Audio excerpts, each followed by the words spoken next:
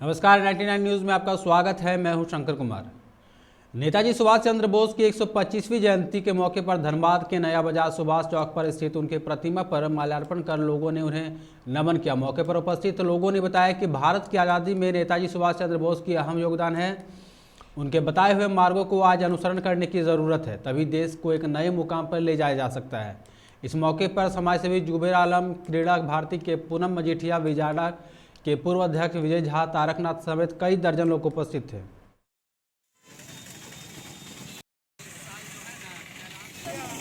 125वीं जन्म जयंती मनाने के लिए हम सब यहाँ नेताजी चौक पर एकत्रित हुए हैं। सुभाष चंद्र जी के जो कायदे थे और उनके जो जोशीले नेता का अंदाज था, वो ना सिर्फ पुरुषों के लिए बल्कि महिलाओं के लिए भी समानता का उस समय से आगाज़ किया है जब उन्होंने 1943 में आज़ाद हिंद फौज की स्थापना की थी। सुभाष चंद्र बोस की 125वीं जयंती है। हम लोग यहाँ पे उनकी जयंती को मना रहे हैं नेताजी सुभाष चौक नया बाजार में।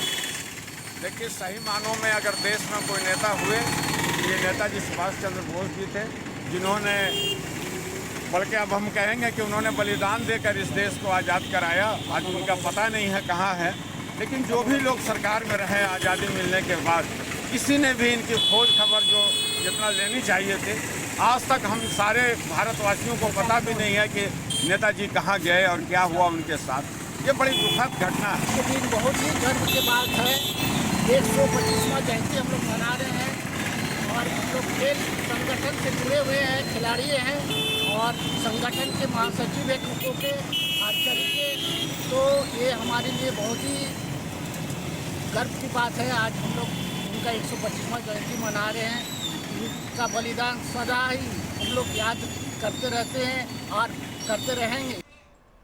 झरिया के विभिन्न इलाकों में आज नेताजी सुभाष चंद्र बोस की 125वीं जयंती मनाई गई। इस दौरान कोयलांचल नागरिक मंच ने भागा रोड साई मंदिर के समीप नेताजी सुभाष चंद्र बोस की प्रतिमा पर माल्यार्पण कर पुष्पार्चन कर उसके बाद झरिया 4 नंबर स्थित मंच के कार्यालय में भी नेताजी सुभाष चंद्र बोस की तस्वीर पर माल्यार्पण कर उन्हें याद किया गया। मौके पर देवी साव, शिवाचरण शर्मा, अरुण साव, शैलेंद्र सिंह, अमित कुमार, साहूदीप, महेश तागी समेत कई लोग उपस्थित रहे।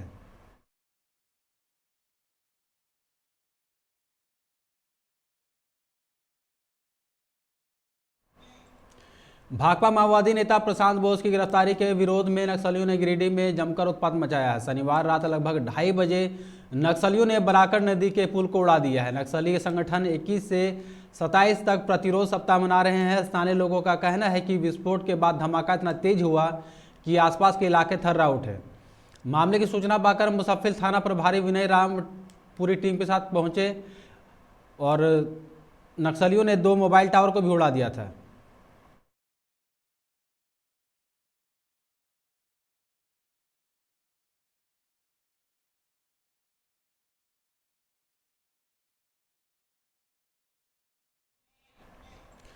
धनबाद के आईआईटी आइसम के 8वीं मंजिल से गिरने से एक प्लम्बर मिस्त्री मनोज यादव की मौके पर ही मौत हो गई। मनोज आइसम की सीआरआई बिल्डिंग की 8वीं मंजिल पर बाथरूम के सीआई पाइप लाइन का काम कर रहा था। इस दौरान चेन रेंच पर रखकर पाइप टाइट कर रहा था, तभी उसका पैर फिसल गया और बिल्डिंग के नीचे गिर गया। हादसे के बाद आनंद फानन में उसे SNMMCH लाया गया, जहां डॉक्टरों ने उसे मृत घोषित कर दिया। उसके बाद शव को अस्पताल में रखा गया है। मनोज यादव सरायठला थाना क्षेत्र के न्यू मुरली नगर का रहने वाला है। घटना के बाद परिजनों ने आइसम में काम करने वाले ठेकेदार पर लापरवाही से कार्य लेने का आरोप लगाया है।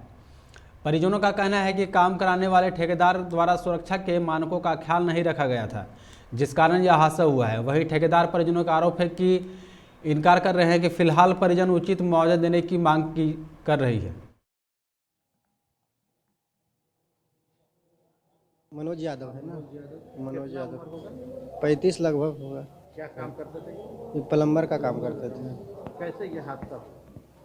काम करने के दरमियान में कहाँ पे काम कर रहे थे? ये ISM में कर रहे थे।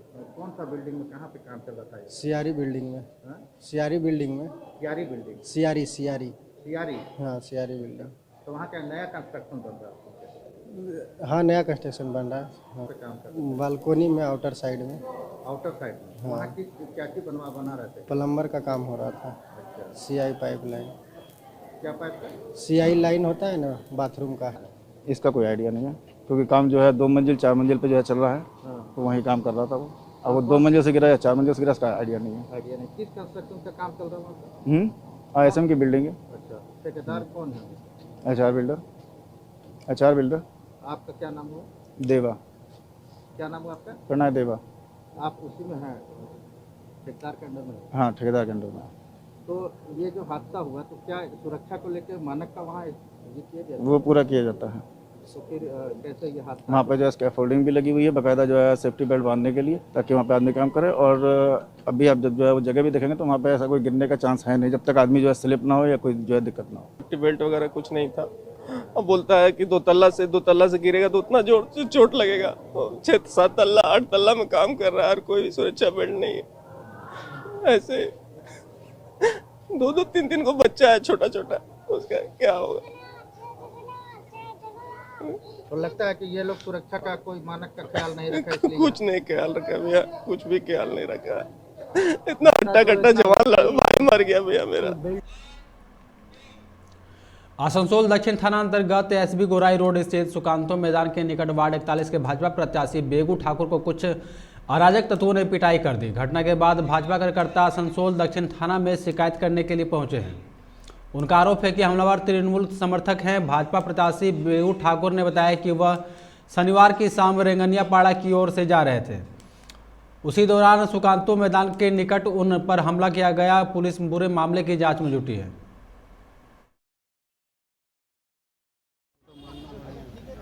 মারা হয়েছে এইমাত্র আমরা জানতে পারলাম যে ওখানের কিছু মানুষজন, ও একা যখন যাচ্ছিল সেই সময় ওকে একা পেয়ে ওখানে কি হামলা হয়েছে। ঠিক আছে, আমরা এসেছিলাম থানাতে, আমরা থানাতে আইসির সঙ্গে দেখা করলাম। আইসি আমাদের আশ্বস্ত করেছে যে কাল 12টার মধ্যে ব্যবস্থা নেওয়া হবে। আমরা কাল 12টার সময় আবার আসবো, আমরা আইসিকে বলে গেলাম। প্রশাসনের সঙ্গে আমরা সহযোগিতা করে চলছি এবং আমার ক্যান্ডিডেট একদম মানে নিরীহ ক্যান্ডিডেট। ভিগু ঠাকুর সম্বন্ধে আসানসোলের প্রত্যেকটা মানুষ জানে কেমন মানুষ, সাধারণ অতি সাধারণ মানুষ, গিয়ে প্রত্যেকের বাড়ি বাড়ি গিয়ে কাজ করে। এইরকম একটা মানুষকে একা পেয়ে তৃণমূল কংগ্রেসের দুষ্কৃতীরা এই ঘটনা ঘটিয়েছে। আমরা এটা তীব্র নিন্দা ধিক্কার জানাচ্ছি। देश में कोरोना के मामलों में लगातार दूसरे दिन गिरावट देखने को मिली है। 24 घंटे में कोरोना के 3,33,533 नए मामले आए हैं। कल के मुकाबले इसमें 4,171 केसों की कमी आई है। अब कोरोना के कुल एक्टिव केसों की संख्या 21,87,205 हो गई है। पॉजिटिव दर की बात की जाए तो यह भी 17.78% पर आ गई है। केंद्रीय स्वास्थ्य मंत्रालय से मिली जानकारी के अनुसार पिछले 24 घंटे में 2,59,168 लोगों ने कोरोना को मात दी है। कुल ठीक हुए मरीजों की बात की जाए तो यह आंकड़ा 3,65,60,650 पर पहुंच गया है।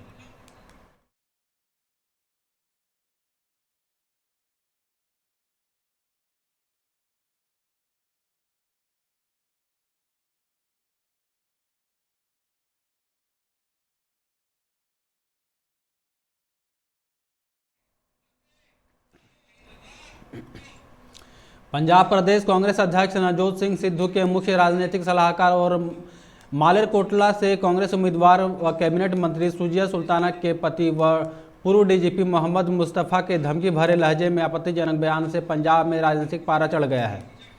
अपनी पत्नी के पक्ष में मालेरकोटला में एक जनसभा को संबोधित करते हुए मुस्तफ़ा का एक वीडियो वायरल हुआ है। वायरल वीडियो में मुस्तफ़ा जिला व पुलिस प्रशासन को धमकी दे रहे हैं। उनके जनसभा के समीप हिंदुओं की चुनावी जलसा करने की इजाज़त दी गई तो वह ऐसे हालात पैदा कर देंगे कि संभालने मुश्किल हो जाएंगे। भाजपा के प्रदेश उपाध्यक्ष एडवोकेट अशोक सहीन विक्की ने चुनाव आयोग से इसकी शिकायत कर मुस्तफ़ा के खिलाफ केस दर्ज करने और उनके चुनाव प्रचार करने पर रोक लगाने की मांग की है। मैं जिला पुलिस और जिला प्रशासन को भी बताना चाहता हूँ, अगर दोबारा ऐसी हरकत हुई, मेरे जलसे के बराबर में अगर फितनों को इजाजत दी गई तो मैं ऐसे हालात पैदा करूंगा कि मैं अल्लाह की कसम खा के कहता हूं, इनका कोई जलसा नहीं होने वाला।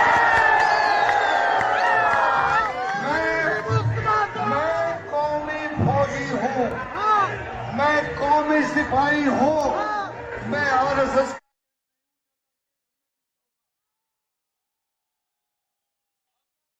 इन्होंने ऐसी हरकत की, खुदा की कसम इनके घर में घुस के मारूंगा।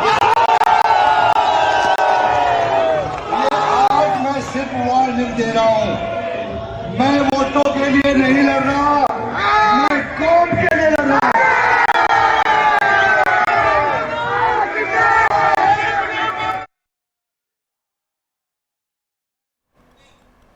बहुजन समाज पार्टी की राष्ट्रीय अध्यक्ष मायावती रविवार को कांग्रेस पार्टी में जमकर बरसी। उन्होंने भारतीय जनता पार्टी को भी आड़े हाथ लिया है। कांग्रेस महासचिव प्रियंका गांधी वाड्रा के सीएम उम्मीदवार को लेकर दिए गए बयान को वापस लेने पर मायावती ने कहा कि यूपी विधानसभा चुनाव में कांग्रेस पार्टी की हालत इतनी ज़्यादा खस्ताहाल बनी हुई है कि इनके सीएम की उम्मीदवार ने कुछ घंटों के भीतर ही अपना स्टैंड बदल डाला। ऐसे में बेहतर होगा कि लोग कांग्रेस को वोट देकर अपना वोट खराब न करें और बसपा को वोट दें।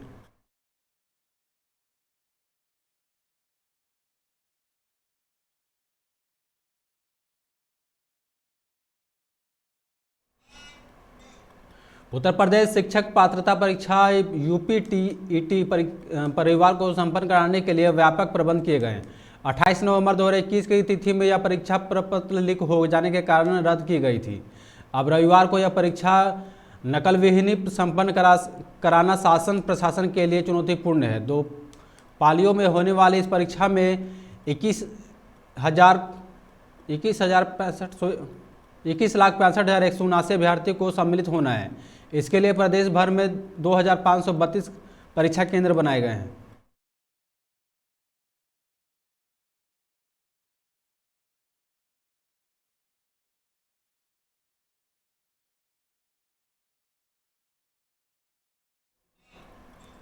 शिमला मंडी के डीआईजी मधुसूदन की पत्रकार वार्ता के बाद हिमाचल भाजपा फ्रंट फुट पर आ गई है।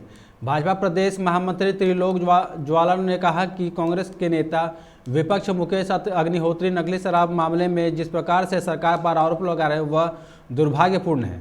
उन्हें पुलिस प्रशासन की रिपोर्ट का इंतजार करना चाहिए था। उन्होंने कहा कि इस मामले की जांच पड़ताल में यह निकल कर आया है कि कांग्रेस के प्रमुख नेताओं के तौर पर नकली एवं अवैध शराब का कारोबार जुड़े हैं। कांग्रेस के नेता अपने काले कारनामों को छुपाने के लिए सरकार पर तथ्यहीन बयानबाजी कर रहे हैं।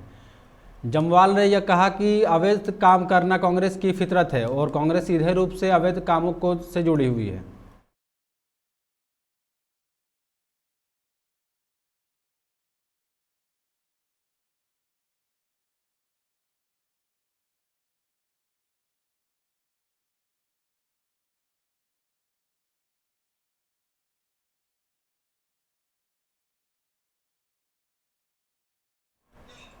सीओडी में एक विवाह समारोह में रूपनारायणपुर लौट रहे एक कार दुर्घटनाग्रस्त हो गई, जिससे कार चालक समेत 3 लोगों की मौके पर ही मौत हो गई।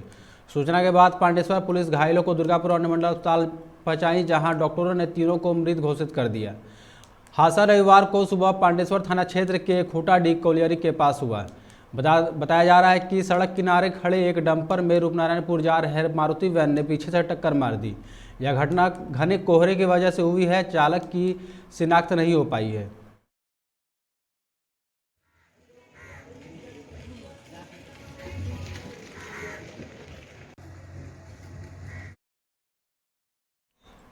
बोकारो के नया मोड़ के पास पुलिस ने एक स्कॉर्पियो में सवार 5 लोगों की जांच करने के लिए उनके पास एक पिस्टल, जिंदा कारतूस सहित एक कट्टा बरामद किया है। पूछताछ में पता चला कि सभी 5 अपराधी बिहार के औरंगाबाद के रहने वाले हैं। ये सभी बिहार से 19 जनवरी को चास के लॉज में कमरा लेकर रह रहे थे। वहीं सिटी डीएस कुलपति कुमार ने कहा कि इनकी योजना किसी बड़े आपराधिक घटना को अंजाम देने की थी। अभी पूछताछ जारी है।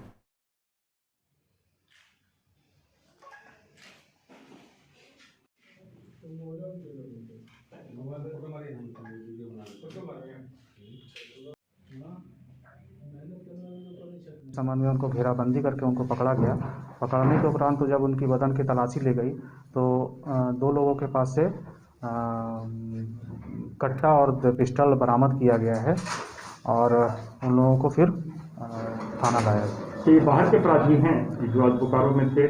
पूछताछ के दौरान इन लोगों से पता चला कि ये औरंगाबाद जिले के रहने वाले हैं और यहाँ किसी बड़े अपराध को कारित करने के उद्देश्य से जमा हुए थे और मौके की तलाश कर रहे थे कि आज मौका मिलेगा और हम लोग अपराध को करेंगे। कितने से गिरफ्तारी हुई है?